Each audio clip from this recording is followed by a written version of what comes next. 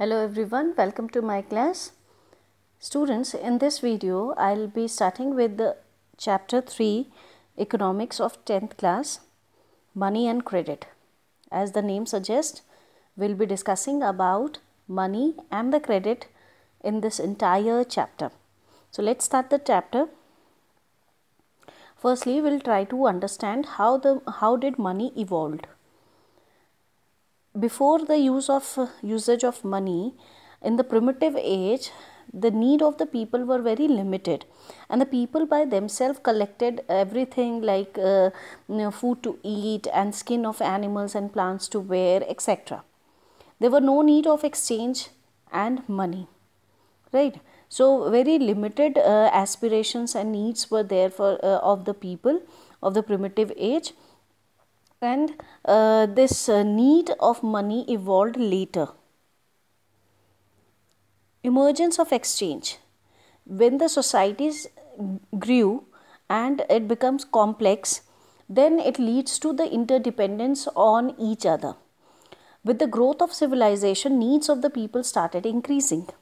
People who were expert in producing some goods started taking it as a profession, and they started collecting other goods that they need from other producer in exchange of the goods produced by them.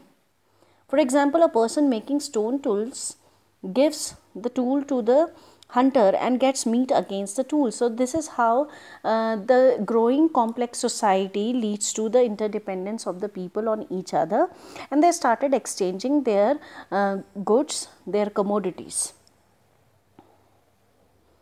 Now this exchange of things or their commodities or goods were called barter system. The system of direct exchange in which the commodities are exchanged for some other commodity without using money. Now, the barter system is a system of trade that does not involve any kind of money or currency. The barter system is a system in which one good of value is traded with another good of equal value. For example, in barter system, a shoemaker exchange his shoes with the wheat or any other grain. Now, main features of the barter system. It is the oldest exchange system. Goods or services are exchanged or swapped for other goods or services directly. There was no common measure of value. No money or other medium of exchange was used. Double coincidence of wants is an essence. Means, suppose I am a shoemaker and I need to buy cloth. So I will exchange my shoes with the cloth, a person who's producing cloth. So this is how one good is exchanged with another, but that thing can only be possible if the other individual is ready to give his cloth to in exchange of shoes, right? So both the parties, both the individual, their needs and their readiness to exchange their commodities is an essential feature of barter system. So this is called double coincidence of wants. Advantages of barter system. It is a direct exchange system and therefore needs could be satisfied immediately. No medium of exchange is required. Low transaction time is there, which helps the people to avoid the risk of change in value over time. And there are certain limitations of barter system.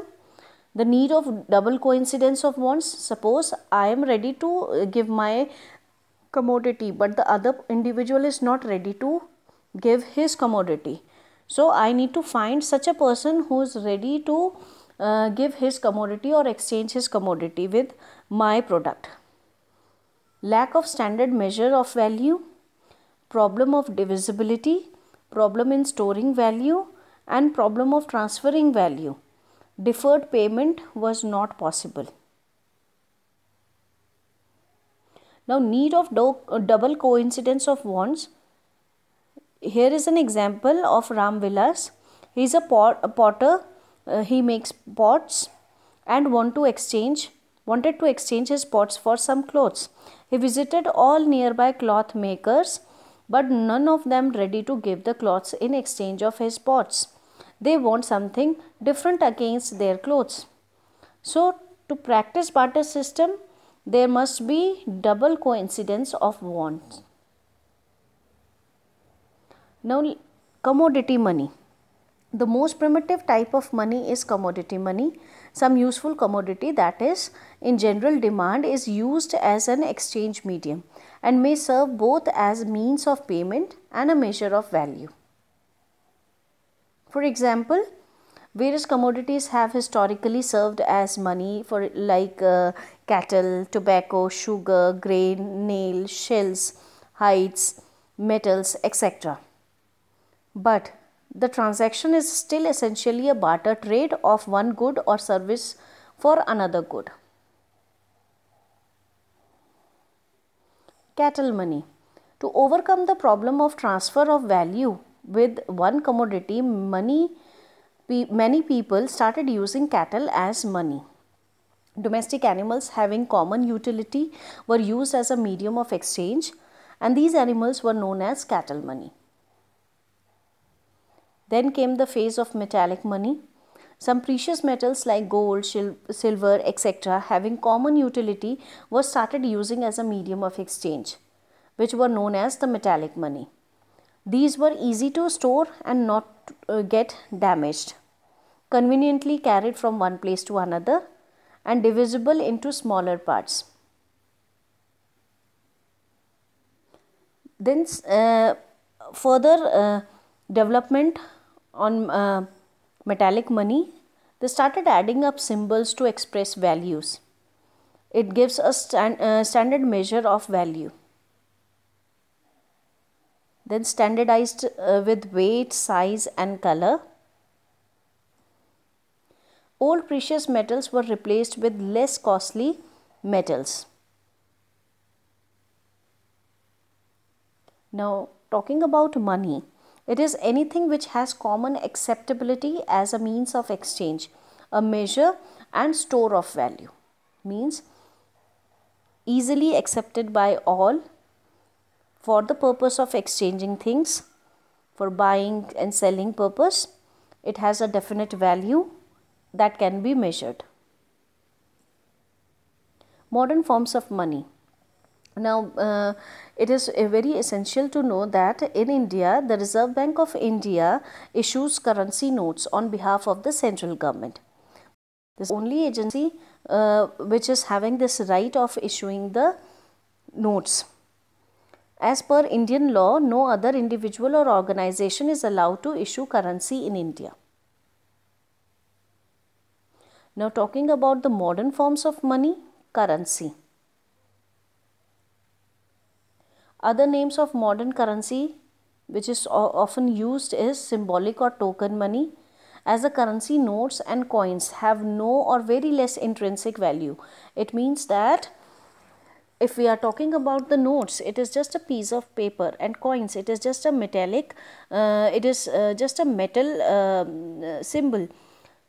It has no its own value, but it represents a higher value because a certain value is attached to it.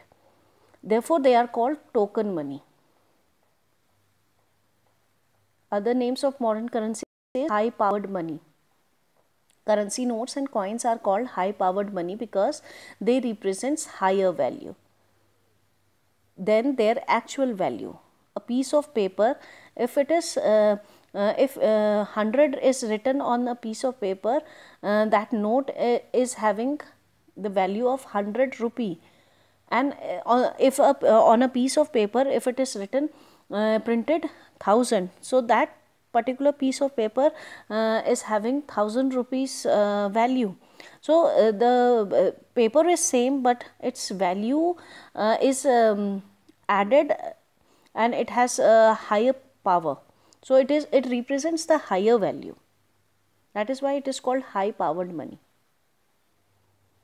Then legal tender money. The rupee notes and coins in India are called legal tender money because they possess a legal value. and no one can legally refuse any payment made through these. Means it is accepted by all. No one can refuse money. It has certain values and it is issued or printed or minted on order of the government. So students, I hope this basic concept of currency and money is clear to you. Thank you for watching this video. I hope you like this video.